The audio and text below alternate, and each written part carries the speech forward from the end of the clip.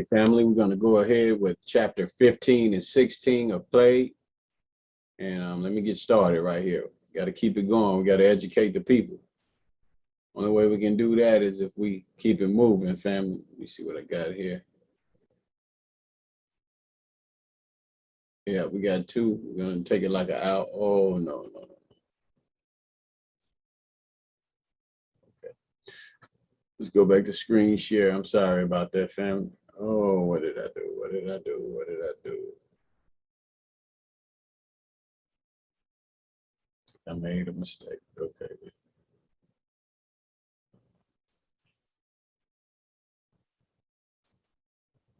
Book.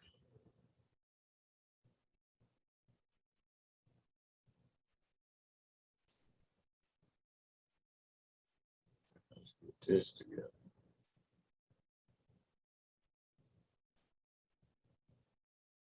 Okay, we on screen share. Okay, we sharing the screen. Let's get it. Okay, Chapter 15, the December 19th hearing and damages.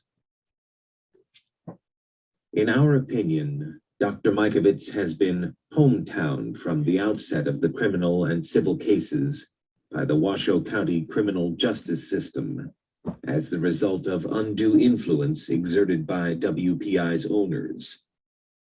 But issuance of the warrants pales in comparison with the bail hold placed on Dr. Mikovits, which prevented her from bailing out of jail in Ventura County for the better part of a week, and severely limited her ability to participate in her defense to WPI's motion for preliminary injunction. Dennis Neal Jones, Dr. Mikovits's lead attorney in the civil case, asked the court for permission to appear at the preliminary injunction by telephone because he was recovering from knee replacement surgery and he was physically unable to attend the hearing. The court refused his request, forcing Jones to arrange a last-minute replacement unfamiliar with the case to attend the hearing.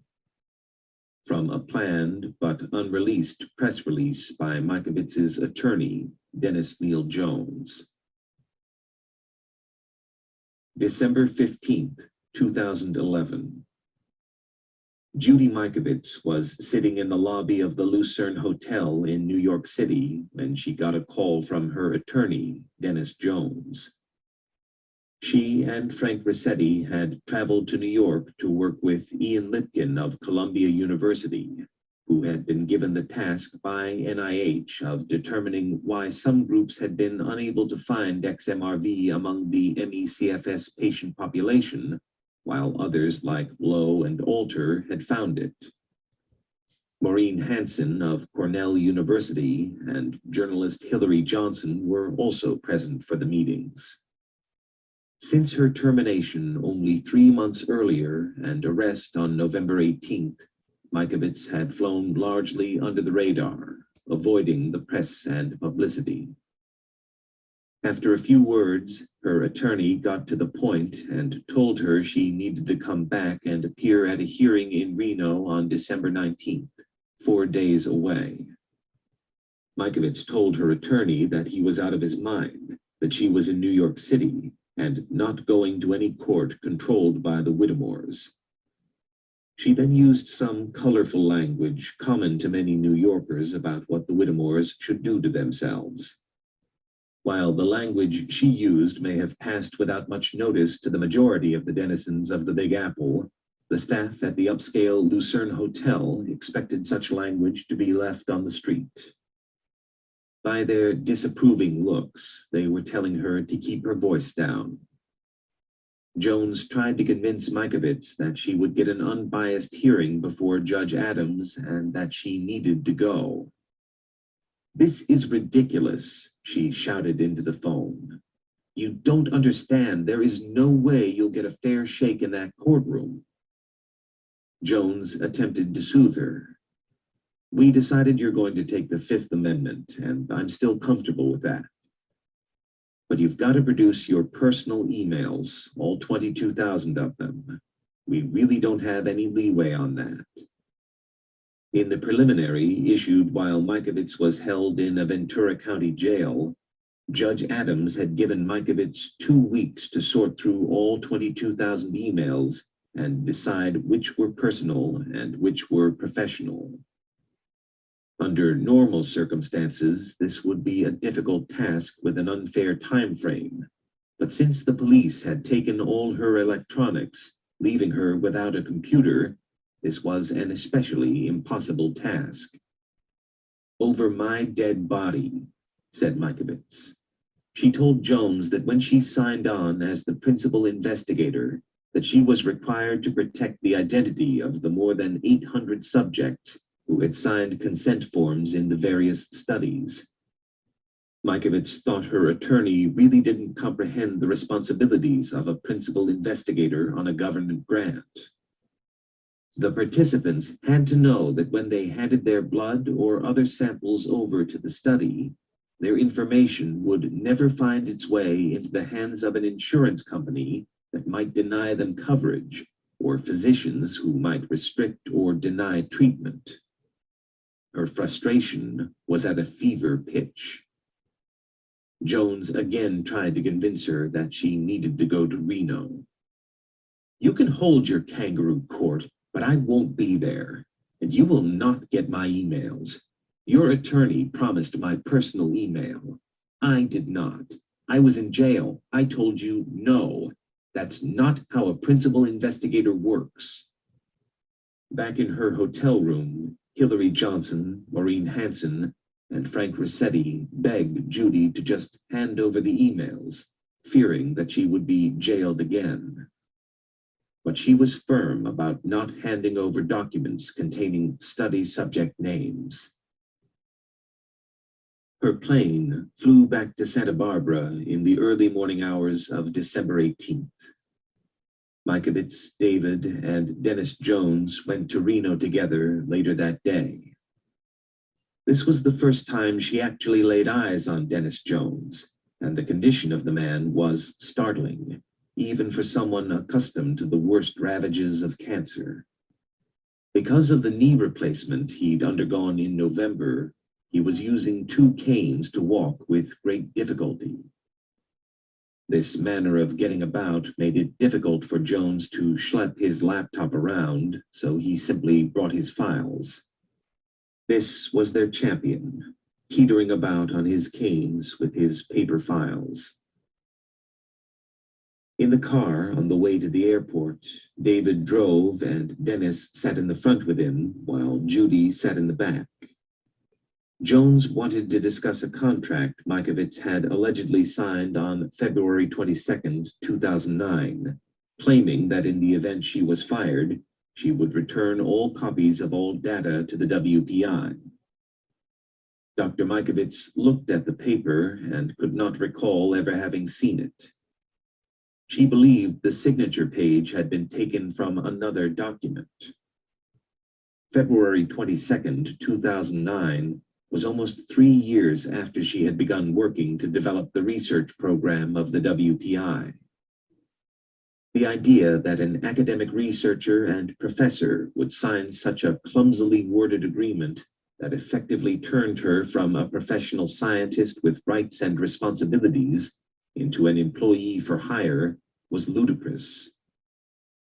There were other reasons to believe she had never signed it. On January 20th of 2009, she'd signed a joint agreement with the Cleveland Clinic and the NCI for their investigation of XMRV and MECFS. The information developed in that joint investigation belonged to all 3 institutions. This new document claimed it superseded 3 years of collaborative research agreements, and that all intellectual property would be owned solely by the WPI.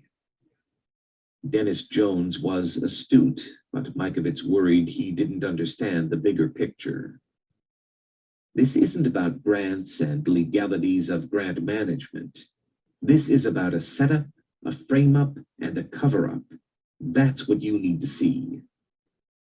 Mikovits knew the notebooks would provide the evidence that VIPDX's XMRV test was worthless, and she believed the Whittemores knew it too. There was also the possibility that the lab data contained in the notebooks would provide clues to help her understand MECFS, autism, and other diseases.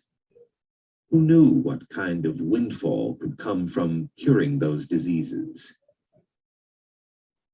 As Judge Adams opened the hearing at 9:03 a.m., things started badly and only got worse. The Whittemores were represented by Ann Hall, whose husband worked for the Washoe County District Attorney's Office, which had issued the search warrant for Mikovits' house.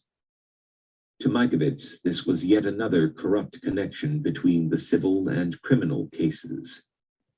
In addition to Dennis Jones, Mikovits was represented by criminal attorneys Scott Freeman and Tammy Riggs, who had been retained that Monday after Thanksgiving when she was mysteriously required to appear in Reno for Science's mugshot. Mark Saloris, who had appeared on Mikovits' behalf on November 22, 2011, at the Reno hearing while she sat in jail in Southern California, was standing by on telephone. The judge seemed angry that Saloris was not physically present. Jones explained they'd been given only 1 day's notice of the hearing.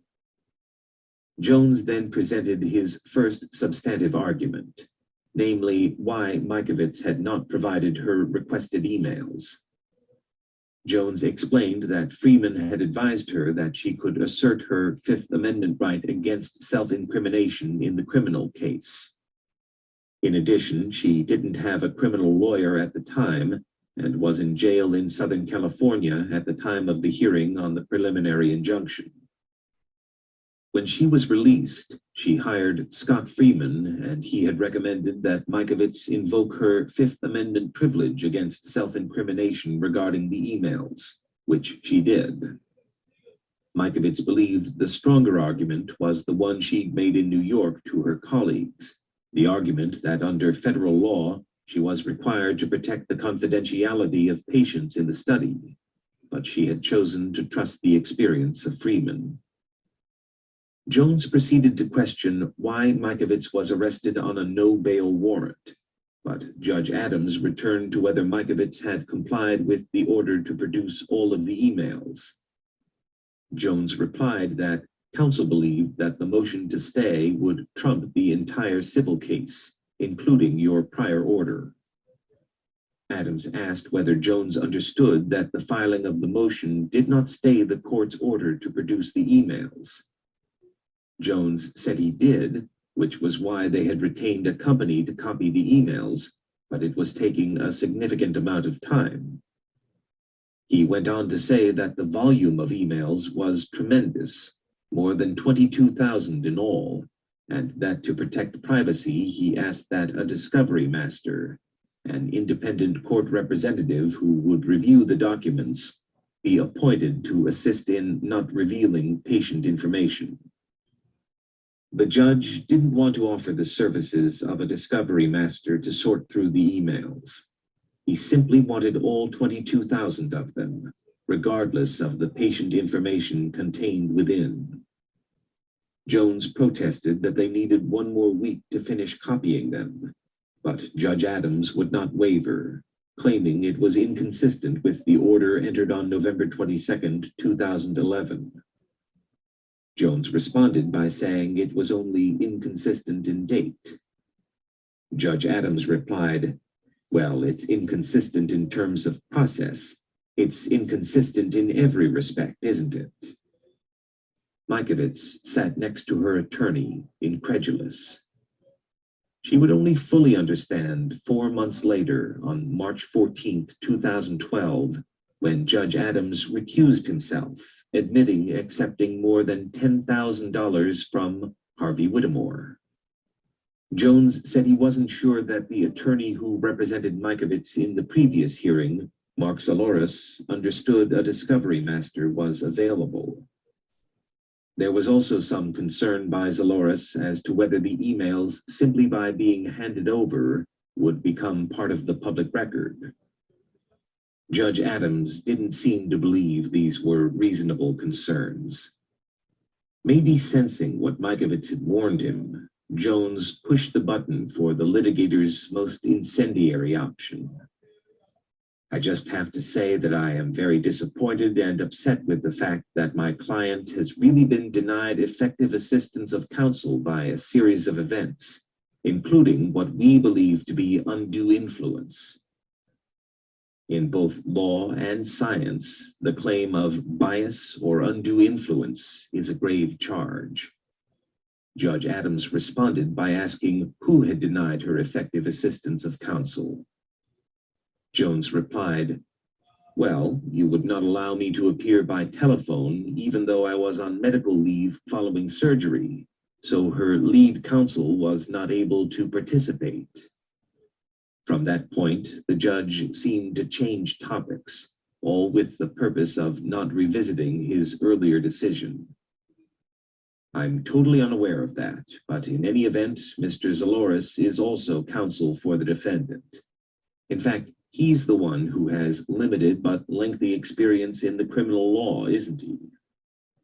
Jones replied, "He is." Judge Adams continued, "And finally, couldn't he have advised the court and opposing counsel that we couldn't go forward with the Chambers conference because of your unavailability?" "He never told me that. I certainly wouldn't have proceeded with the Chambers conference discussing broad orders concerning issuance of the preliminary injunction and the specific order on discovery if I had been advised that the defendant wasn't represented by counsel." She was represented by counsel, and we had a very extensive Chambers conference concerning the terms of the preliminary injunction order and the terms of the clerk's discovery order. Jones replied, "I understand that, Your Honor. Understand that he did the best he could under the circumstances, having never spoken with his client." Judge Adams replied, "He didn't tell me that he had never spoken with his client." Jones tried to explain again. By the time of the November 22nd, 2011 preliminary hearing in Reno, Dr. Mikovits had been in jail 5 days, and Jones was the only attorney with whom she had discussed the case, one time, by phone, only 4 days before her jailing. Jones was well enough to appear by phone, but Judge Adams denied this request. After this denial, the best he could do was get another attorney, Mark Zaloris, to appear on her behalf. Zaloris couldn't interview Mikovits because she was imprisoned without an arrest warrant from November 18th to 22nd in Southern California.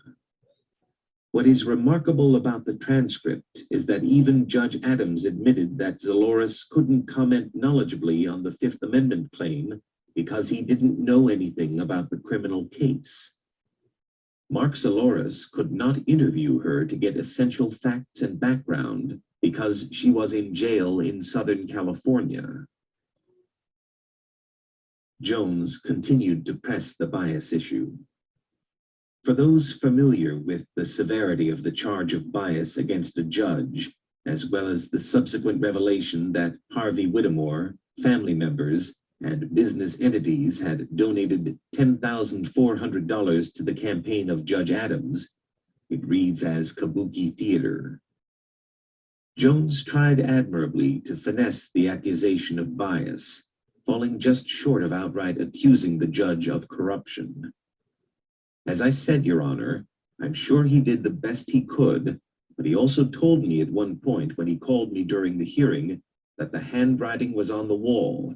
Your Honor was going to sign a preliminary injunction in his opinion, and the best he could do.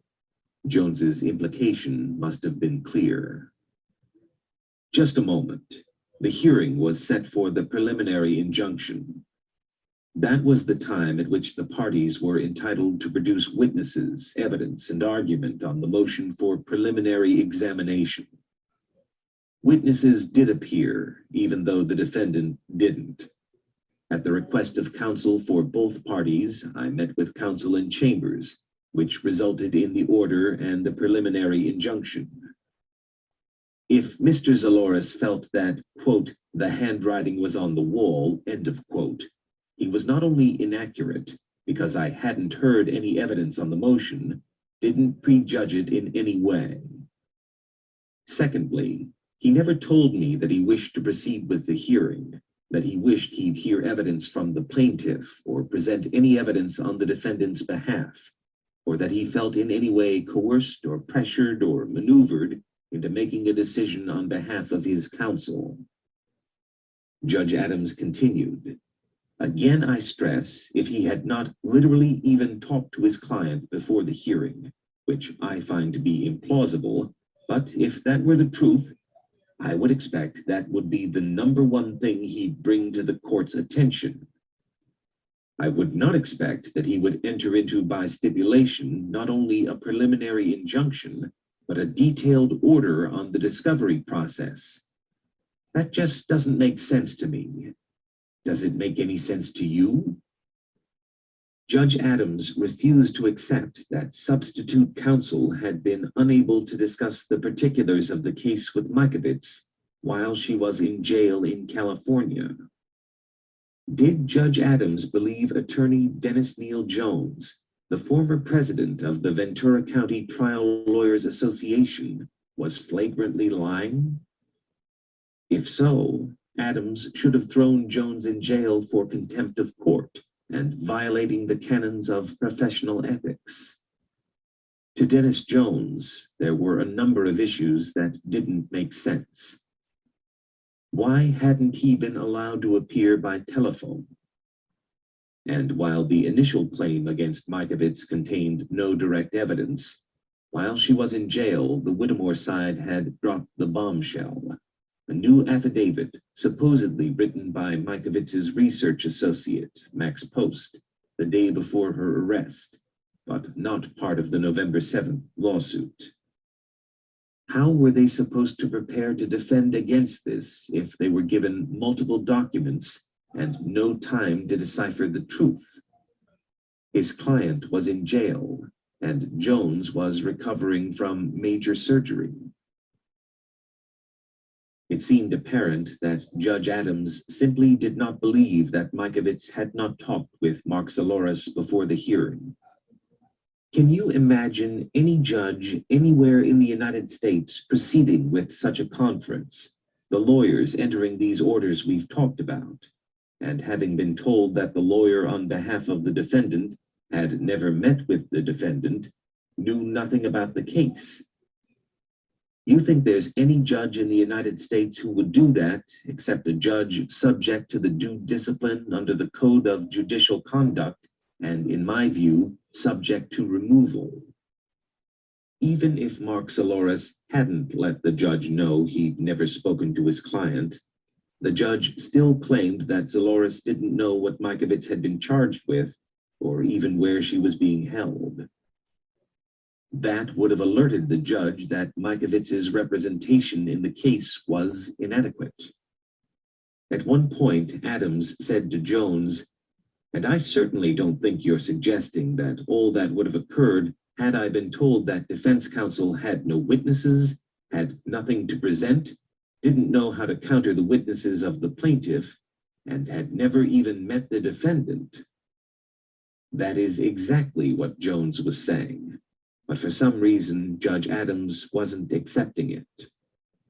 In his summation of the case, Judge Adams claimed, remarkably, that MIKOVITS was perhaps the greatest villain to ever darken his courtroom, someone who had to be stopped at any cost. The remedy for this conduct is within the discretion of the court.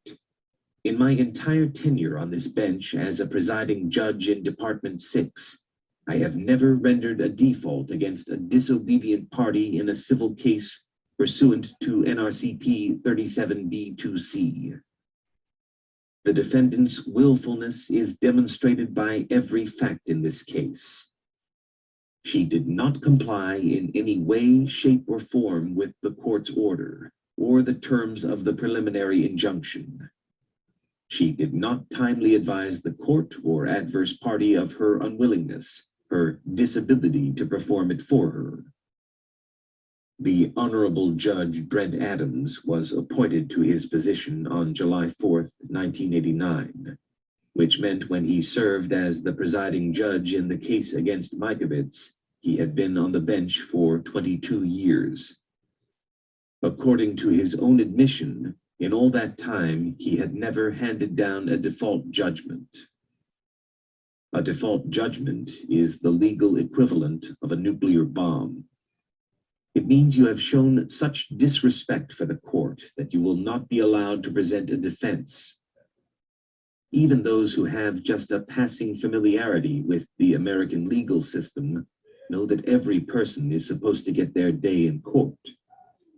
Everybody, it seems, except for Judy Mikovits when she found herself in a Reno, Nevada courtroom in front of a certain judge. A judge who 3 months later would be revealed to have received a very substantial campaign contribution from Harvey Whittemore. Judge Adams's failure to remove himself from the case, or at least inform the parties and get a waiver from them, would probably have subjected him to an ethics investigation in 49 out of 50 states. The only state which didn't have such an ethics rule and left such issues purely to the judge's discretion? Nevada. The civil action against Mikovits had been filed on November 7, 2011. Mikovits had been unable to appear at the November 22, 2011 hearing because she'd been in jail in Southern California, having been arrested on November 18th. Her attorney, Dennis Jones, had just undergone major surgery and had to get a replacement attorney, Mark Zaloris, who was unfamiliar with the case. Zaloris had shared his impression with Jones that the handwriting was on the wall in the case, and Jones even said so directly to Judge Adams. On December 19, 2011, she was found liable as a result of the default judgment handed down by Judge Adams. Dr. Mikovits had gone from having a case filed against her to judgment being taken in less than 6 weeks without being able to present a single piece of evidence. How could anybody reasonably claim this was justice? When the hearing was over, her criminal attorney, Scott Freeman, approached her. He spoke in a low but urgent voice. "If I were you, I'd get out of town just as fast as I could, because I and everybody else sitting in this courtroom thought you were going to be in jail. Get out of here before he changes his mind." So Mikovits, her husband, and Jones hurried back to their hotel, grabbed their bags, and got to the airport 3 hours early. A part of Mikovits wished they had arrested her on the spot.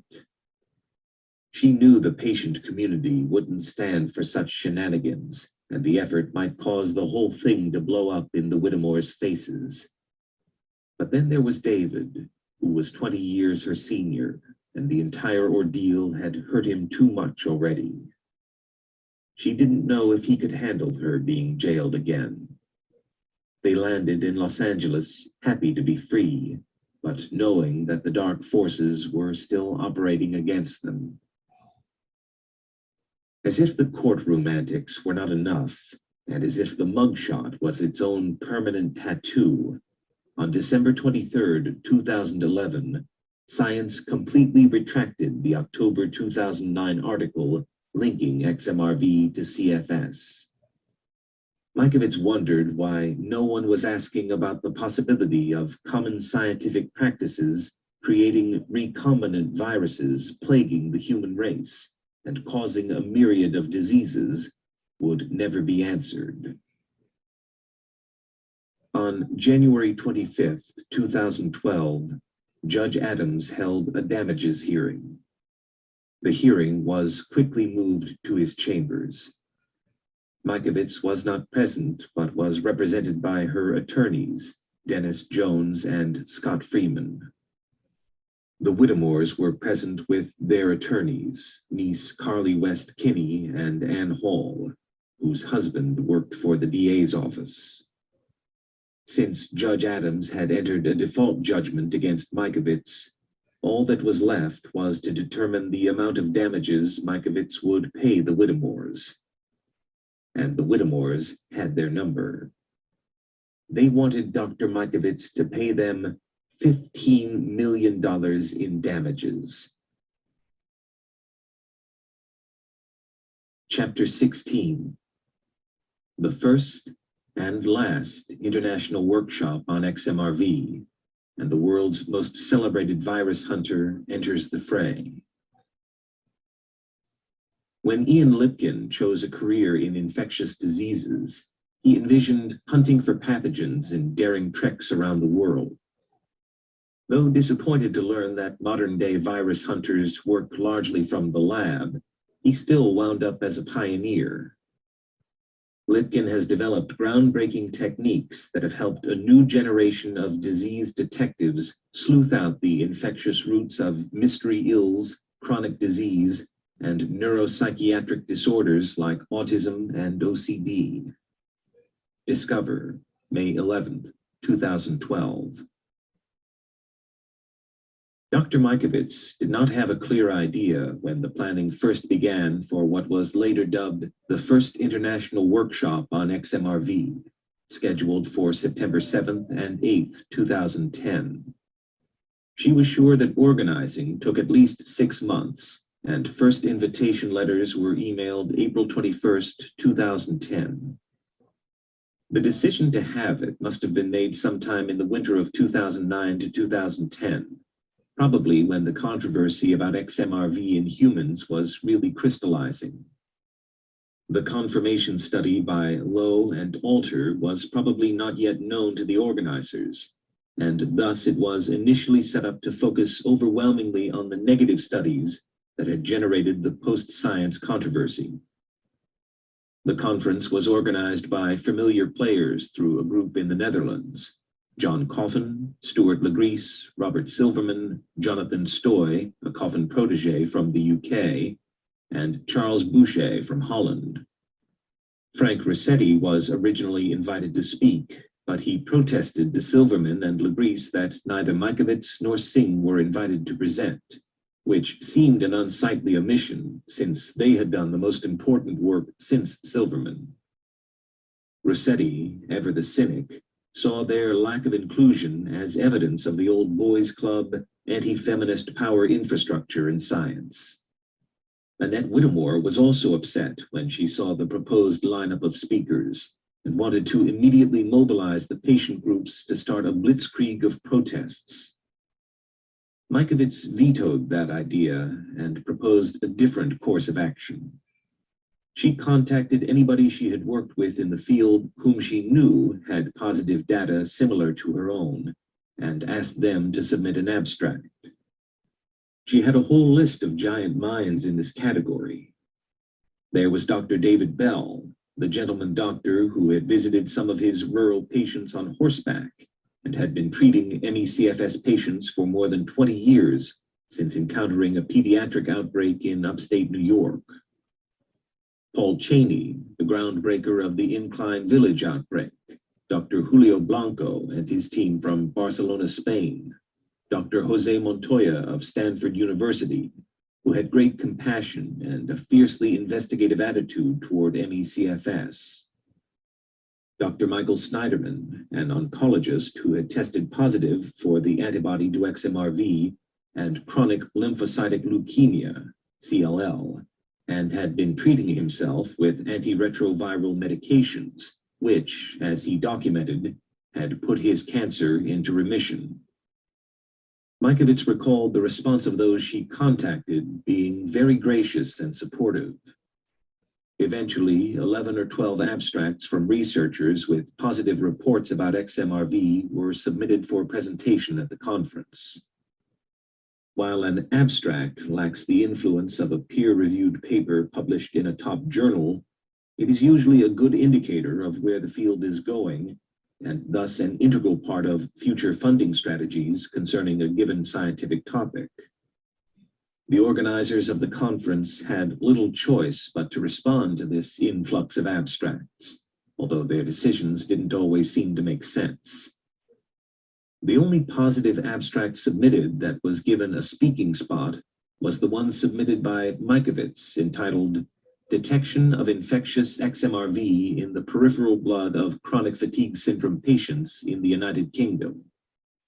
MIKOVITS was also invited to chair the fourth roundtable discussion on MECFS with John Coffin, as well as participate as a panel member in a question and answer session that would be webcast around the world. But it was the research MIKOVITS presented on MECFS patients in the United Kingdom that would provoke the greatest firestorm. It even attracted the attention of Dr. Francis Collins, the head of the National Institutes of Health. After that, a very different Battle of Britain began.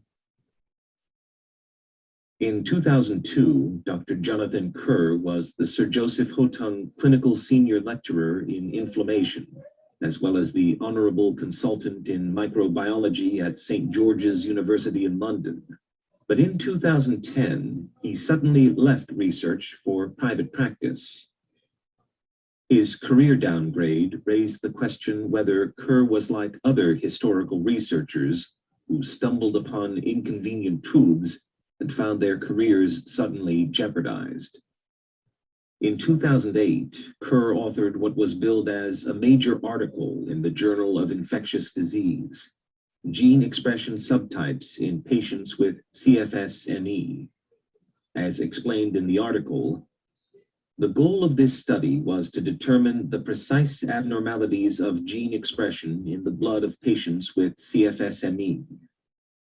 Using this approach, we identified differential expression of 88 human genes in patients with CFS-ME.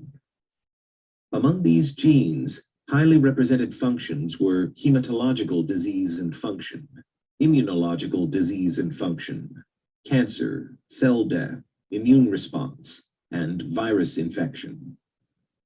To fully appreciate the importance of this information, it's probably necessary to make a brief detour into the field of epigenetics, which had been turning a standard Darwinian understanding of evolution and genetics on its head. In the typical Darwinian understanding of evolution and genetics, an animal either has a trait, or the recessive trait for the gene, or it doesn't. What happens to an organism during its lifetime has no effect on the genetic inheritance it passes down to its young. In other words, these traits stay fixed. The classic demonstration of this principle is that rats who have their tails cut off give birth to offspring with tails. What's being discovered in epigenetics, which means on top of genes, is that diet, daily stresses, even toxins can turn gene functions on or off like switches, making us more susceptible to disease or infection. Because of her expertise in epigenetics, MIKOVITS was immediately intrigued by Kerr's interesting work.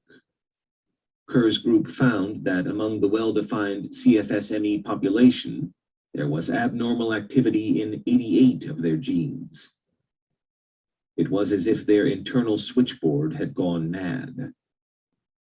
Genes of people with CFS-ME were behaving in a radically different way than those of healthy individuals. The data had significance not only for ME-CFS, but also for Gulf War illness, GWI, a related controversial disease. One gene in Kerr's studies, NTE, is the primary site of action of organophosphate, OP, compounds, such as sarin nerve gas, one of the agents some GWI veterans were exposed to during deployment. And organophosphates are also used regularly in civilian life as pesticides, which causes axonal degeneration and paralysis due to inactivation of its serine esterase activity. In the nervous system of adult chickens, OP-modified NTE initiates neurodegeneration. NTE probably regulates neuron glial interactions during development and possibly also during adult life. Exposure to OPs may thus trigger CFSME and Gulf War illness. Kerr had crossed a red line by suggesting that some type of chemical exposure, like organophosphates in sarin and in widespread civilian use, might be affecting gene expression, particularly those genes involved in brain function and proper regulation of the immune system. In such an environment of abnormal gene expression as the result of a chemical exposure, was it beyond imagination that a previously suppressed retrovirus might cause havoc? A chemical exposure, followed by changes in gene expression, could lead to the increased ability of a previously suppressed retrovirus to do harm. Since the immune system was faulty due to changes in gene expression, it would be hard to say whether it was the immune system, the chemicals, or the retrovirus doing the greatest amount of damage. The picture looked like a wrong place, wrong time breakdown caused by multiple and possibly synergistic factors. Because of his research and reputation for being precise yet low-key, Kerr was a natural fit for Mikovits. They wrote an application as multiple principal investigators for a federal grant, known as an R01 grant, to study pathogens and patterns of gene expression in NECFS patients. Submitting their first proposal in June of 2007, they were awarded the grant in September of 2009 after 2 revisions. It was the first federal grant the WPI received. However, if one of the principal investigators in such a study loses his or her academic association, the grant may be recalled unless another researcher from the same institution can step in, or it can be shown that the remaining investigator can fulfill the research objectives. Mikovits was surprised when Kerr was not given tenure at St. George's University. After that, his name suddenly appeared on a negative XMRV study. An NECFS parent named Chris Cairns, who wrote a blog with the handle The CFS Patient Advocate, his daughter has CFS, chronicled the veering course of Kerr over the years in a June 9, 2010 post. While he was not in a position to know exactly what happened to Kerr, Cairns normally attended many of the scientific meetings on MECFS and was a jovial colleague to many of the researchers. His article was a window into the puzzling change in Kerr. It also reflected concerns of the patient community that something unusual and potentially sinister was happening in the research. Cairns was formerly professor of fine arts at Haverford College and was honored by the WPI on September 14, 2011 as Advocate of the Year, 2 weeks before Mikovits was fired. Kerr begins by noting that the expectation had built through 2009 that something big was going to come out of the WPI. And then in October of 2009, the XMRV research was published. Cairns noted that Kerr seemed to disappear after that. Then his name was tacked onto a strangely negative validation study of XMRV. Then came the Invest in ME conference in May of 2010, and the strangeness continued. Jonathan Kerr was invited to update his research at the Invest in ME conference in May 2010. He was not in attendance as the conference began and came in halfway through the morning. He gave a very short lecture where he turned away from the microphone towards the slides on the screen and talked in his usual inaudible voice. No one could hear anything he was saying. Despite his apparent reputation as a soft-spoken mumbler, Kerr was well respected in both the scientific and patient communities prior to 2010, viewed by the patient community as one of the researchers who honestly searched for answers to their condition.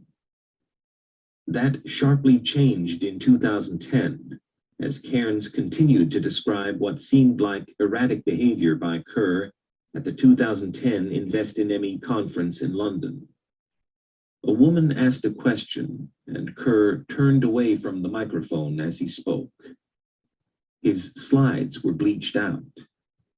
At the end of his talks, he usually talked effusively about his research help. This time, he showed a slide with a picture of a group greatly diminished in number, then mentioned his research was funded by the ME Trust, a group that was suspected by many in the community as pushing a psychiatric explanation for their disease. Cairns continued, "To this observer, it was obvious that Dr. Kerr was embarrassed and did not want to be at this conference. His entire manner and presentation, or lack of presentation, spoke of him just wanting to disappear. He was noticeably not interacting as in the past. He seemed like dead weight and psychologically half his size." For Cairns, who had seen Kerr present a number of times, this was truly unconventional behavior. The picture Cairns painted was of a scientist under some kind of psychological siege. Cairns asked how it had all come to this and suggested his own explanation. It had been obvious from the beginning that Dr. Kerr's CFSME gene work did not win approval from his colleagues in the UK. The writing was on the wall, and things obviously got hotter for him when he collaborated with this rogue agency in the US, this WPI place. And then XMRV hit the fan, and that was enough for Dr. Kerr's colleagues. They pulled the plug on him. In various countries, they put polonium-210 in the soup. In the UK, they just give the poison pill in a collegial manner. I imagine that Kerr always expected that something bad was going to happen. So he must not have been surprised when the late-night call came, or someone cornered him in the hallway of his tiny research facility, urging him to disassociate himself from those people. This friendly fellow or gal, a fully supportive, honest soul, must have said to him, "John, pull yourself together. Just take this pill. Just take this poison pill. Swallow it with a full glass of water." While Cairns's suspicions about what had happened to Kerr, that is, his allegation that someone offered a metaphorical poison pill, could not be confirmed, the events complicated the federal grant he had been awarded jointly with MIKOVITS. MIKOVITS knew she was on a short timeline to save the grant, and wouldn't let it go without a fight. Prior to Kerr's failure to get tenure, they had collected most of the controls they needed, but hadn't made the arrangements to get the patient samples. They needed those samples desperately if they were going to have any chance of retaining their grant and finishing the research. MIKOVITS called Phlebotomy Services International, a company that hired people to draw blood around the world and knew about grants and institutions, medical protocols, security, and performing work under the Institutional Review Board rules that covered medical research. MIKOVITS explained to the founders of the company what she needed and begged for their help. The couple knew the importance of the project and offered to volunteer their time, but needed somebody to pay their plane fare to England and for a hotel and supplies they'd need for the job. MIKOVITS put $5,000 or $6,000 on her own American Express card to get them to England, and a generous anonymous donor came up with the $5,000 they needed for supplies. MIKOVITS contacted some of the patient groups in the London area to determine if they could assist in shuttling patients to draw locations. Many patients would need a ride, and preferably from somebody who understood how taxing such a venture would be to a person with ME/CFS. The patient groups waged a heroic response and were able to get nearly 50 ME/CFS patients in the very short few days that the phlebotomists were available. A handful of patients were too weak to travel, so one of the phlebotomists made a pilgrimage to their homes to get their samples. Other patients would likely have physical payback, so they were heroic in their efforts as well. After a panicked night when the samples were held up by FedEx, by the next day, all of the samples had made it to Frank Rossetti's lab at the National Cancer Institute and were waiting to be processed. Since questions had been raised that XMRV was simply mouse contamination, Mikovits wanted the samples to go directly to Frank's lab so he could arrange to have them processed in a facility that never handled mouse samples. This should have ended the contamination dispute. Mikovits believed they had taken all necessary steps to save the R01 grant, and that she could make a credible argument that Kerr's part in the study could be transferred to the WPI. Gerwin Morris was a member of the UK group of patients, and it was through an email to Mikovits about the possibility of getting into the study that he struck up a friendship with her. A chemist and microbiologist by training, he joined a couple of MECFS forums right before the science paper came out. He had very little difficulty unraveling the design of studies, and so he shared his expertise with the non-scientists on the forums. Morris had gotten sick with MECFS around 1971 to 1972, when he was a pubescent 14 years old, well over a decade before the first modern US outbreak in 1984 to 1985. Over the years, he went through an oscillating pattern of recovery and illness, a pattern Cheney has noted is more common in pediatric cases, who often have recovery periods, sometimes consuming several years of his life. Morris was a vocal critic of the 4 negative studies right after the science paper, and in 2013 detailed his objections for this book. His concerns revolved around the difficulty of the PCR systems used in most of the negative studies, as PCR is a process known to be extremely sensitive to even slight variations in conditions. In an interview for this book, Morris discussed his concerns. If anybody believes or reads anything about MULV viruses, they will know that they don't come alone. A retrovirus never comes in one homologous sequence. It just doesn't. Not even if they replicate by something called clonal expansion, which most retroviruses do, with HIV being the exception, not the norm.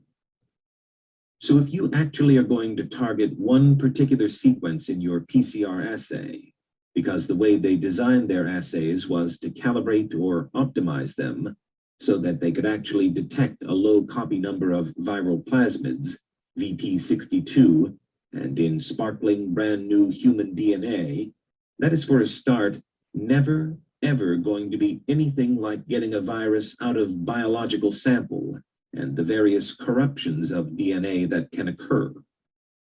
Morris also thought the scientists were setting their sights on a too small bullseye, the VP62 clone of Silverman, rather than the broader sequences found by Mikovits and Lowe and Alter.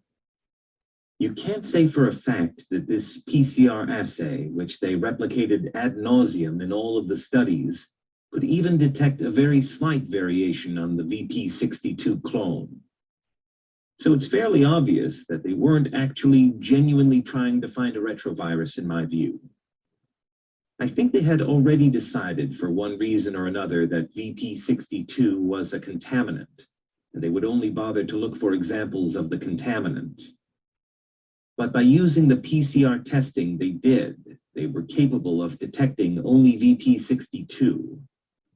And if one is totally honest about it, the way that retroviruses integrate into the CpG islands, they're very high density of guanine and cytosine cross-linked, which means they're very difficult to pull apart and reanneal. And you have to have very special cycling conditions to be able to pick up anything in those regions. So even if they were looking for VP62, the virus, in my view, and in my background in biochemistry, they would not be able to detect it. But the basic question is whether you can be certain from the scientific level of certainty whether the virus you're looking for is in that sample, and that question was never answered. To put it in simpler terms, scientists have shown that false negatives, as well as false positives, can occur in PCR assays. He was also clear about what he considered Mikovits' strengths and weaknesses. She is one of the most honest, caring individuals I've ever had the pleasure of meeting. Her weakness, I think, is naivete. I don't think she can contemplate that other scientists are not quite as honest as her. And I don't think she can contemplate how rich and powerful interests can manipulate the population as a whole. And I don't think she can buy into the fact that she's been manipulated as well. Morris also voiced strong opinions about whether animal retroviruses were circulating in the human population. I think that there are gamma retroviruses out there.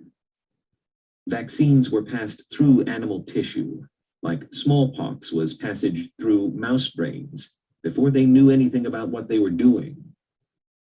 They were creating replication recombinant retroviruses with gay abandon in the early vector research until they realized what they were doing. If there aren't some gamma retroviruses circulating in the human population, there bloody well ought to be.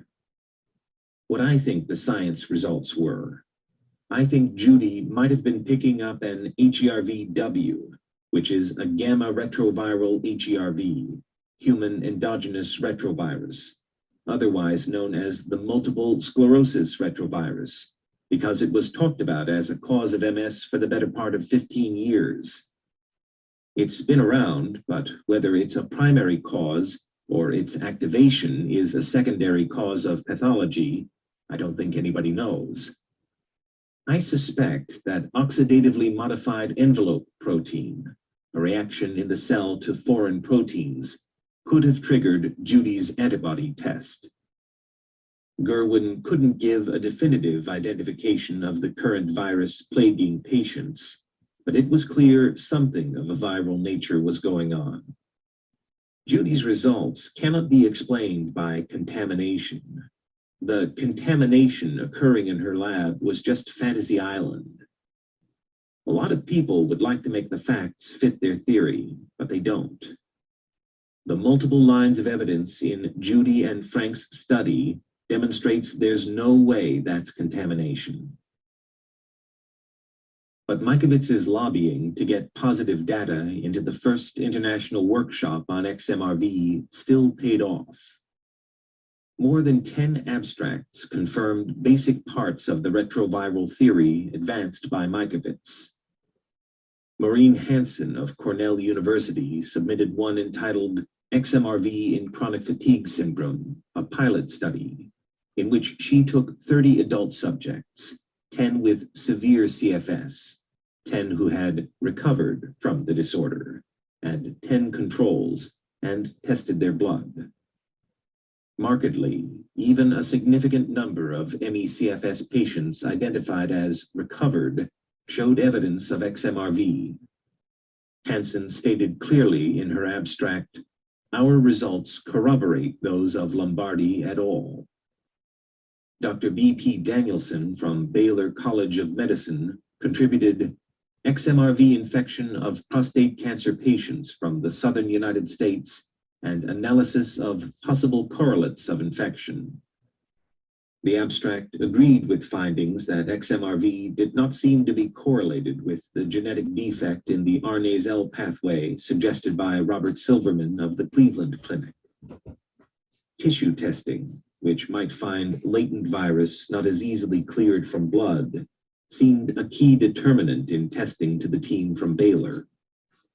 From Emory University came more detailed evidence of the sequences of XMRV integrated into prostate cancer tissue, in variant XMRVs in clinical prostate cancer. This abstract concluded that clinical prostate cancer samples contain integrated XMRV proviral sequences, which can be amplified in nested PCR approaches with approximately 1,000 more bases that can be attributed to XMRV alone. Silverman and Dasgupta of the Cleveland Clinic weighed in with the positive finding of the presence of XMRV RNA in urine of prostate cancer patients. RNA is the messenger molecule of DNA and can be used to detect active infection. If a test were developed utilizing urine instead of blood or tissue, detection in men at risk of prostate cancer would be hugely simplified. Another abstract by Silverman explored XMRV and gene function. XMRV infection induces host genes that regulate inflammation and cellular physiology, and found that the chemokine IL-8 is one of the most highly induced genes in response to XMRV infection of prostate cancer cell line DU145. XMRV induction of the 30 host genes identified in this study suggests a profound effect of the virus on fundamental cellular physiology and inflammation. The MIKOVITS lab had also found that the chemokine IL-8 was the inflammatory marker most strongly correlated with XMRV infection, so they had located the same signature. The data that XMRV-affected genes were implicated in cancer was not surprising, but sobering. The researchers seemed to be slowly mapping the mechanism by which XMRV led to prostate cancer. Paul Cheney must have had the gratifying feeling of coming to the end of a long journey when he submitted his abstract. Many credited him for originally suggesting that a retrovirus underlies ME/CFS, although he modestly claimed that the media firestorm around AIDS would have put the seed in someone's mind eventually. Cheney's abstract, XMRV detection in a national practice specializing in chronic fatigue syndrome, CFS, began with a historical recap. Then his conclusions corroborated MIKOVITS' work, and he asked the question of whether family members of ME/CFS patients were also at risk. He concluded, XMRV was detected in 74.5% of 47 consecutive cases of well-characterized CFS from 24 states and 2 countries. There is a high positivity rate, 50% of XMRV in non-CFS exposure controls within family members. Patients reported significant illness in first-order family members. Troubling results also came from a collaboration between Emory University, the Cleveland Clinic, and Abbott Laboratories in the abstract, XMRV induces a chronic replicative infection in rhesus macaques tissue, but not in blood. This research found the virus seemed to disappear relatively quickly from the blood, but remained in tissue where it could replicate to detectable levels upon immune stimulation. The immune stimulant they used was an injection of bolus peptides that mimicked a vaccination. The virus, in other words, raised an under-the-radar immune response, rapidly left the blood, and settled into tissues. It could be a stealth invader. Nobody knew whether these individuals with no knowledge of their XMRV infection were walking time bombs, waiting for an immune crisis that allowed the retrovirus to emerge from hiding to cause significant damage. Harvey Alter and Shai-Xing Lo of the FDA presented an abstract of their paper previously published in the Proceedings of the National Academy of Sciences that had confirmed MIKOVITS' work and caused such consternation the previous summer that its publication was delayed for several months. They reported, "We found MLV-like virus GAG gene sequences in 32 of 37 patients, 86.5%, compared with only 3 of 44, 6.8%, healthy volunteer blood donors. No evidence of contamination with mouse DNA was detected in the PCR assay system or any of the clinical samples. 7 of 8 GAG-positive patients were again positive in a sample obtained nearly 15 years later. Mikovits and her team found that 67% of her well-characterized ME/CFS population showed evidence of XMRV infection. Alter and Lowe found evidence that 86.5% of their well-characterized ME/CFS population showed evidence of infection by a broader group of murine leukemia viruses. Mikovits and her team found that 3.7% of a healthy control population showed evidence of XMRV infection. Alter and Lowe's research showed that 6.8% of a healthy control population showed evidence of infection by this wider group of murine leukemia viruses. Statistically broken down, this meant that between 11 and 21 million individuals in the United States were potentially infected by this group of related murine leukemia viruses. The emerging picture was of a simmering plague that could take years or decades to show its explosive potential. Along with Mikovits's work, the most controversial was an abstract co-authored by Frank Rossetti and Mikovits's research associates, Max Post and Katie Hagen, Detection of Infectious XMRV in the Peripheral Blood of Children. The study contained 66 subjects, 37 parents, and 29 children. 17 of the children were diagnosed with autism. A pair of 3-year-old twins had Niemann-Pick type C, a neurodegenerative disorder, and 10 healthy siblings. They wrote, "An understanding of XMRV infection rate in children may be particularly helpful, given that 1 in 100 children in the US are diagnosed with neuroimmune disorders, including autism spectrum disorder, ASD, and that CFS and childhood neuroimmune disorders share common clinical features, including immune dysregulation, increased expression of pro-inflammatory cytokines and chemokines, and chronic active microbial infections. XMRV was detected in 55% of 66 cases of familial groups from 11 states. Sequencing of PCR products of ENV and GAG confirmed XMRV. The age range of the infected children was 2 to 18. 17 of the children, including the identical twins, were positive for XMRV, 58%, and 20 of the 37 parents, 54%, were positive for XMRV.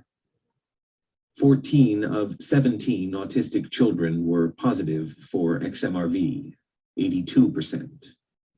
This was earth-shattering news for autism parents, because along with the macaque study, it also supported the theory that these children might have been harboring an undetected retrovirus in their immune cells that could be activated through an immunization. The immune challenge of a vaccination could have offset the body's delicate suppression of the retrovirus, bringing it out of hiding. For other children, a simple fever could have begun the immune cascade that led to autism. Mikovits knew that among the autism communities, there were many who traced the onset of their child's problems to a vaccination, while others felt their child had exhibited signs from birth. An immune challenge to the mother during pregnancy could have also stimulated the retrovirus to rampage. Mikovits knew this was controversial territory. But her job was not to shy away from or even indulge controversy, but rather to seek scientific truth. In a harrowing twist, Mikovits almost didn't get to present at the first international workshop on XMRV because her laptop broke down. This would have been a tragedy since Francis Collins, head of the NIH and former head of the Human Genome Project, which was also centered in Cold Spring Harbor, and possibly the most ambitious government science project since the Manhattan Project that built the first atomic bomb, planned to sit in on her talk. She was staying at the home of her twin sister and planning to celebrate the birthday of her beloved niece, who was born the day she turned in her PhD thesis, September 6, 1991. But relaxing family plans over Labor Day weekend took a back seat to the panic that set in when her laptop crashed and had swallowed her presentation. She emailed Post back at the lab saying that she needed him to reassemble it.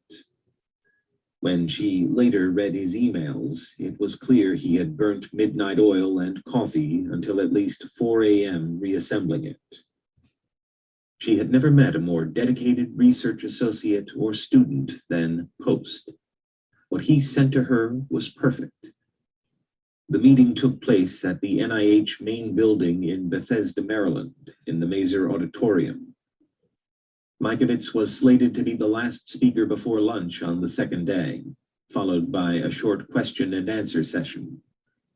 The session opened with an invited lecture on MECFS by Frank Rossetti, a talk by Brigitte Huber of Tufts University regarding her inability to detect XMRV in patient samples, Maureen Hansen of Cornell University on her success in detecting XMRV in MECFS patients, Lowe of the FDA on his positive study with Harvey Alter of the NIH, and finally, Mikovits on the UK patients.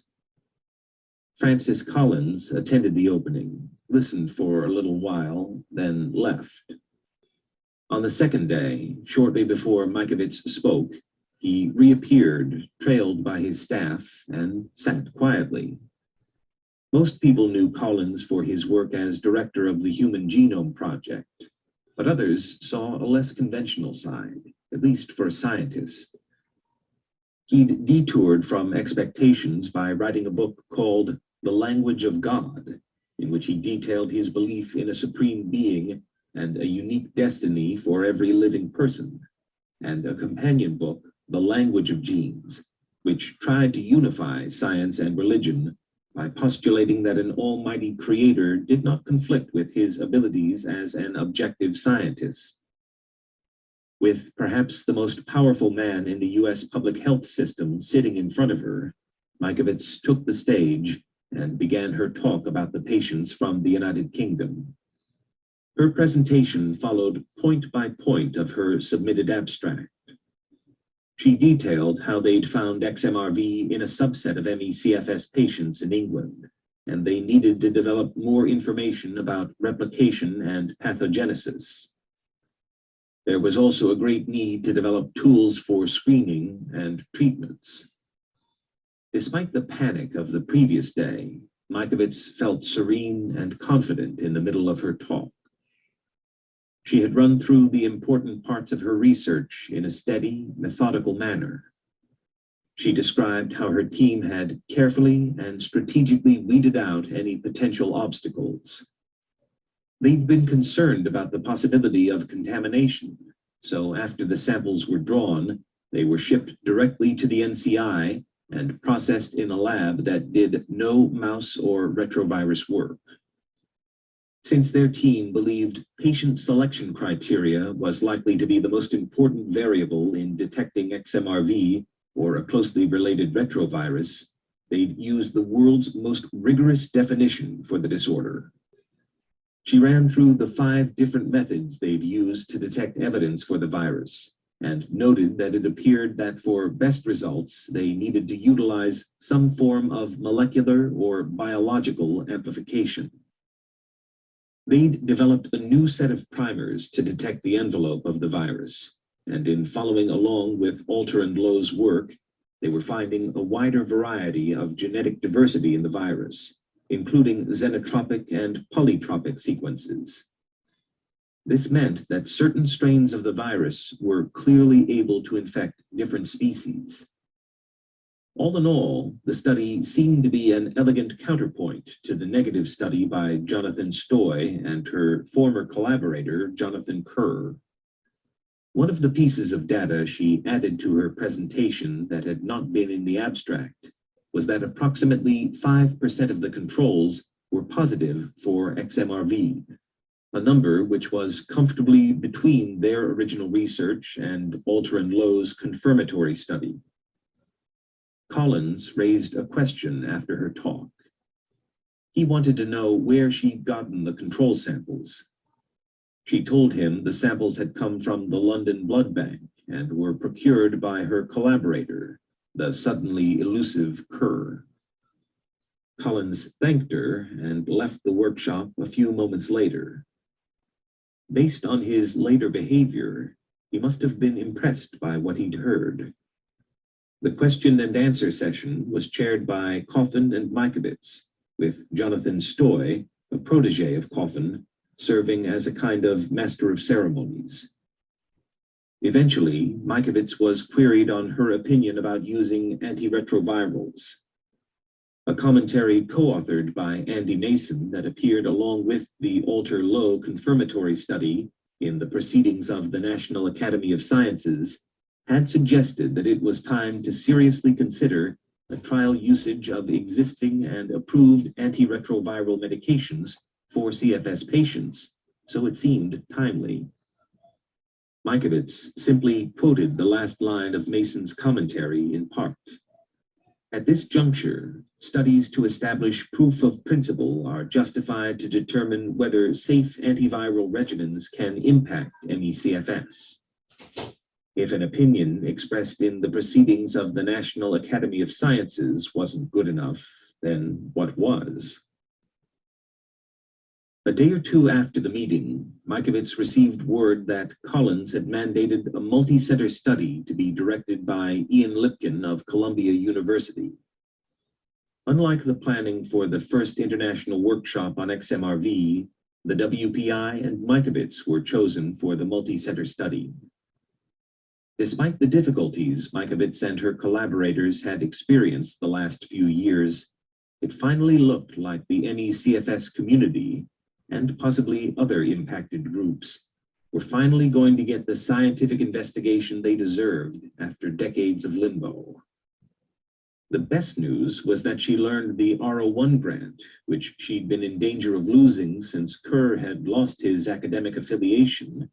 Now it would be awarded to Mikovits of the WPI. Mikovits and Rossetti were encouraged by the positive data from Hansen, Lowe, and Alter, and all of the prostate research groups that, in often sexist science, never seemed to generate heated attacks. It was difficult to believe that these divergent groups coming to the same conclusions were all victims of exotic biology and contamination falling from the sky like some kind of blood rain. From the beginning of his academic career, Ian Lipkin was unconventional.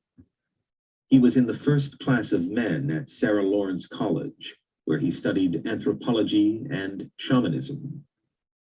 Rather than pursue cultural anthropology, he wanted to become a medical anthropologist and bring back traditional medicines to the West. After medical school, he took a residency at the University of California, San Francisco, UCSF, just before the AIDS epidemic began. When AIDS, known then as GRID, or gay-related immune disease, blitzkrieged the Bay Area, he was one of the few physicians willing to see patients who were infected and had one of the neurological disorders associated with the disease.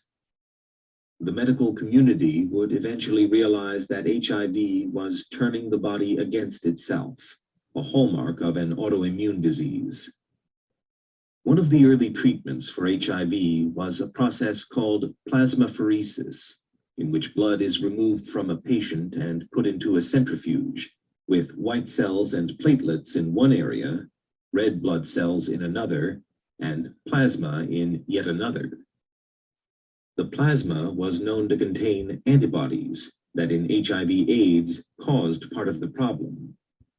The plasma was replaced with albumin so that the blood volume was maintained. Then the blood was returned to the individual. Many patients experienced significant relief from this treatment, though they weren't cured. Lipkin thought one of his patients, a ski instructor from Vail, Colorado with HIV/AIDS, might benefit from it, but many physicians weren't interested in plasmapheresis. In a May 2012 article from Discover, Lipkin recalled those days, showing the kind of concern for patients that also made so many patients adore Mikovits. Lipkin had heard about a Russian guy at Pacific Medical Center with a centrifuge. Lipkin recalled, "He was willing to help me, provided two things. Number one, I would take responsibility for inserting the needles in my patient's arm. And two, he would be paid in cash, $600 upfront for every treatment." So I put my guy in my Ford Fiesta and I drove him over to this medical center. He could barely walk, so I walked him in. He lay down on this hospital bed, and I put in 2 large bore needles, one in each arm. Lipkin then described how the man modestly improved with this treatment, was able to go skiing again, but eventually progressed to AIDS and died. It was after that experience that Lipkin decided to study infectious diseases. Although there were times when Lipkin would anger Mikovits and she would swing from gratitude to wanting to curse him out, it was always clear that the compassion of that younger Lipkin was still vitally alive in him as he got older. He did seem like he wanted to help. When Mikovits first met Dr. Ian Lipkin in his office at Columbia University in New York City on November 4th, 2010, she wore a business suit, wanting to project a professional image to the group that would form the backbone of the multi-center study to determine whether XMRV was associated with ME/CFS. By contrast, Lipkin wore jeans, a button-down shirt, and sneakers, looking more like a Silicon Valley wonderkin than a senior scientist. In that meeting, in a small conference room, were Lipkin, Switzer from the CDC, Harvey Alter from the National Institutes of Health, Suzanne Vernon and Nancy Klimas, who were invited to the discussion on behalf of the patients and doctors, Dr. Simone Glynn, who was part of the already assembled blood working group, and Judy Mikovits. Dr. Kathy Laughlin of the NIH-NIAID, which funded the study, was there as well. The main issue they discussed at the meeting was which physicians would provide samples. This was when things started to go awry. The investigators were told that each of the principal investigators, Alter, Mikovits, and Switzer, could veto a decision by the group as they were the stakeholders, but this protocol quickly broke down in practice. Lipkin, who sat at the front of the small conference table, was curt, to the point, always professional, but made it clear that he had taken this assignment as a favor to Francis Collins and Harold Varmus, the head of the NCI, who wanted the study to be scientifically and ethically unassailable. Of the physicians to select study participants, it was decided that Dan Peterson's patients would be included, but that none of the original cohort that formed the basis of the original science paper would be used. Incredibly to Mikovits, the top 300 patients who she had worked with in all the WPI studies would not be included. Mikovits vehemently disagreed with the inclusion of Peterson for the simple reason that his sickest patients, those with the most dysregulated immune systems, and all of the footprints upon which she had built her hypothesis, would not be included. Her veto was denied. Next, Klimas suggested Dr. Lucinda Bateman, who Mikovits also vetoed on the grounds that Bateman was a fibromyalgia specialist and not an ME/CFS specialist, hence increasing the danger of idiopathic fatigue patients or patients without the same disease thrown into the mix. Bateman was the doctor Peterson sent his patients to when they didn't match his profile of an ME/CFS patient with natural killer cell and RNase L abnormalities who seemed prone to develop lymphoma. Bateman had participated in patient selection on a negative study already, So clearly the patients she treated were not those likely to have evidence of XMRV infection. Everybody agreed that David Bell, the physician who handled the pediatric outbreak of ME/CFS in Lindenville, New York, would be a good choice, but he had retired. Mikovits made two suggestions: the obvious choice of Paul Cheney and Dr. Joseph Brewer, a respected doctor in the Midwest who specialized in ME/CFS and HIV/AIDS. Both were vetoed by Klimas and Vernon under grounds that they were controversial, as Cheney had tried to help his patients with stem cell therapy, and Brewer had suggested doing a trial of antiretrovirals. This angered Mikovits, since she knew several leading physicians were prescribing the same treatments and afraid to talk about it too loudly. Moreover, Brewer and Cheney were experienced at diagnosing ME/CFS patients with evidence of XMRV infections. The group also decided to cut from the study any patients with known thyroiditis. But Mikovits had seen an abundance of thyroiditis and thyroid cancer in ME/CFS patients and families with evidence of XMRV infection. She had, in fact, proposed the thyroid as a possible tissue reservoir for the virus. Mikovits felt that excluding this population was unwarranted. When Mikovits flew home from the first meeting with Lipkin, she thought the study was going to be a complete disaster. From the Denver airport, while on a layover, she had a long conversation with Annette Whittemore where she poured out her frustrations. Unbeknownst to her, while she was safely tucked away at the meeting, Annette had announced online that VIPDX was coming out with a serological test for XMRV shortly, using Mikovits' name, but never showing her any data or asking permission to use her name on the company website. Of course, patients were excited and couldn't wait to buy in, since it would be concrete proof for their doctors. But it was the Whittemore's haste that would again cause Mikovits serious trouble. The second time Mikovits met Lipkin, she came away with a more favorable impression than the first meeting, where she merely felt that Klimas and Vernon had run roughshod over him, and he had not fended them off and managed the meeting. Both Lipkin and Mikovits had been asked to give a talk at the New York Academy of Sciences on March 25, 2011.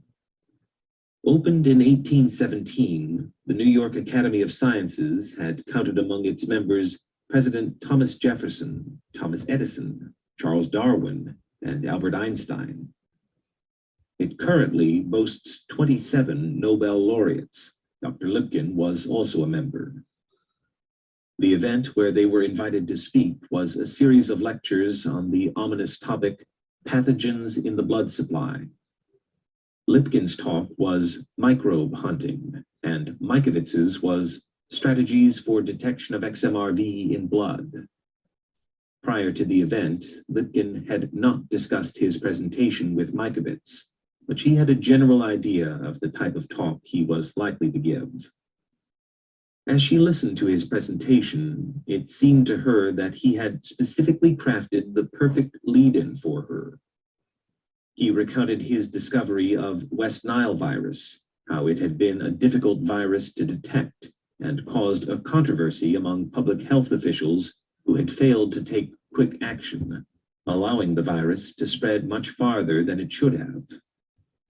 He again reiterated his idea that most of the pathogens that were easily detectable had already been found. The future belonged to scientists who used the latest technological tools to follow the footprints of these elusive viruses and bacteria to their lairs, the true tracker hunters of virology. Mikovits felt a shiver of excitement, knowing she was on such a prestigious stage with the world's most famous virus hunter setting up her presentation. Lipkin finished up, turned to her, and said, "Go get him, Tiger." Afterward, Lipkin approached her and said his team wanted to take both her and Annette to dinner. They had a pleasant meal, and Mikovits saw another side to Lipkin. He talked about his role as a consultant for the movie Contagion, directed by Steven Soderbergh. The movie was a fictionalized version of the SARS outbreak in China, in which Lipkin led the investigation. Mikovits talked about Frank Rossetti and their common difficulties with Gallo. She told Lipkin she was never going to accept an order she believed was unethical or immoral, no matter who gave it. Lipkin mentioned he wanted to retire in 5 years to pursue other interests outside of science. Joining them that evening was Lipkin's collaborator, Dr. Mady Hornig, who was widely expected to take over the Center for Infection and Immunity when Lipkin retired.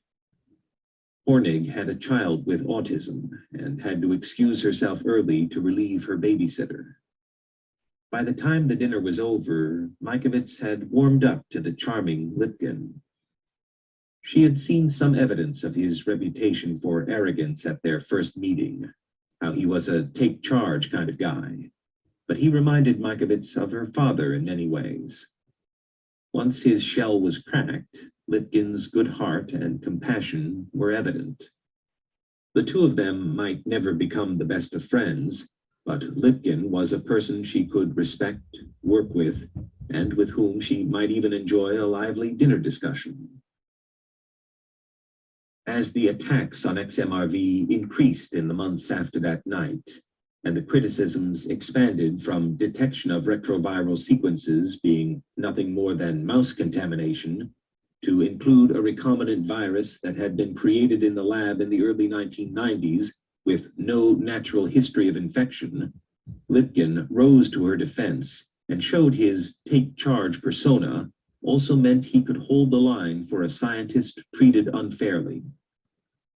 When Mikovits got back from the scene at the 2011 Belgium retroviral conference, where scientists had shouted, "Stop spending money on these people," there was an email from Lipkin telling her, "Judy, ignore the noise and simply focus on the science."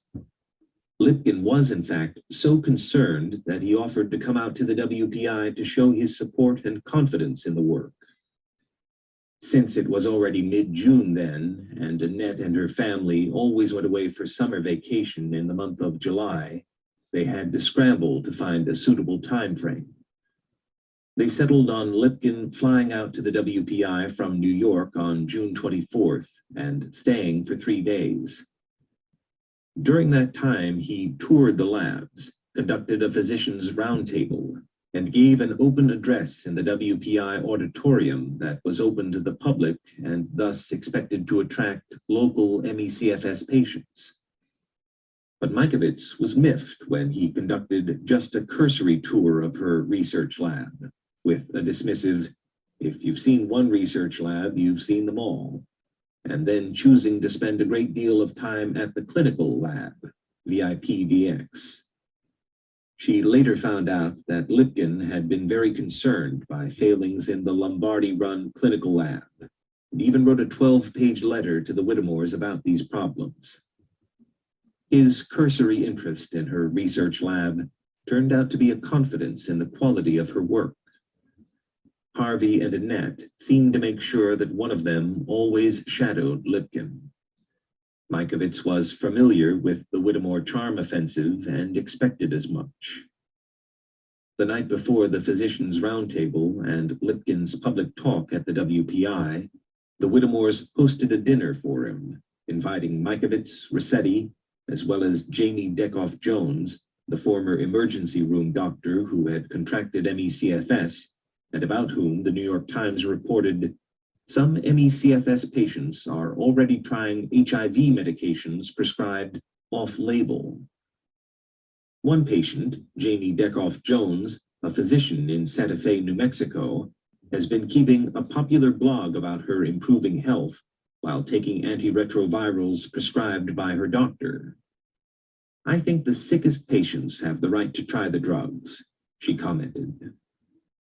Deckoff-Jones had recently been named Director of Clinical Services for the Whittemore Peterson Institute when negotiations had stalled out with Paul Cheney. Harvey gestured the server to pour expensive bottles of wine for Lipkin, who fancied himself a connoisseur, while others sipped their own drinks. The libations loosened everybody's tongues, and Lipkin started expressing opinions that offended Mikovits. Lipkin declared it was just short of criminal that some physicians were prescribing antiretrovirals for ME/CFS. Mikovits glanced sideways toward Dekoff Jones, who wouldn't have been able to sit up for a whole social dinner in the year before she had started on antiretroviral therapies. She was living proof why Lipkin's words were dangerous. Mikovits also thought of Michael Snyderman, effectively treating both his CFS and cancer with antiretrovirals. Lipkin went on about why people like Brewer with his antiretrovirals and Cheney with his stem cells weren't serving the patient population. Mikovits soon reached her limit. She threw her napkin in the chair and stormed out, refusing to return to the table. Lipkin seemed baffled as to how he had offended her. "Well, you just insulted pretty much everything she's done in her career," declared Frank Rossetti, "including her association with me." Lipkin backpedaled and seemed genuinely contrite, promising to apologize the next day. Unlike Judy, Frank believed Lipkin's influence was so huge that they had to swallow any anger. The next day, Lipkin arrived a half-hour late for the physicians' roundtable, cutting it short for Lipkin's public presentation in the large auditorium at the WPI. Mikovits felt she'd heard most of the speech before, the need to follow the immune footprints of the virus, and so on, yet smiled when Lipkin told the assembled group about the technology he possessed at Columbia and challenged, "Give me $1 million and I'll find this virus." Many local ME/CFS patients showed up for his talk. A few were being pushed in wheelchairs by caregivers with ready oxygen tanks. Afterward, many patients approached Lipkin in the lobby, shook his hand, and gushed how appreciative they were that he was trying to help. Although Mikovits was incensed about the conversation the night before, she witnessed a shift in his expression. After the group left, Lipkin approached her. "CFS patients aren't supposed to be in wheelchairs," he said, obviously shaken by how disabled they were. "The ones we see are," she answered somberly. They talked for a few more minutes, and she genuinely thanked him for coming. Harvey whisked Lipkin away to the airport, where the world's most celebrated virus hunter hopped his plane to the Big Apple.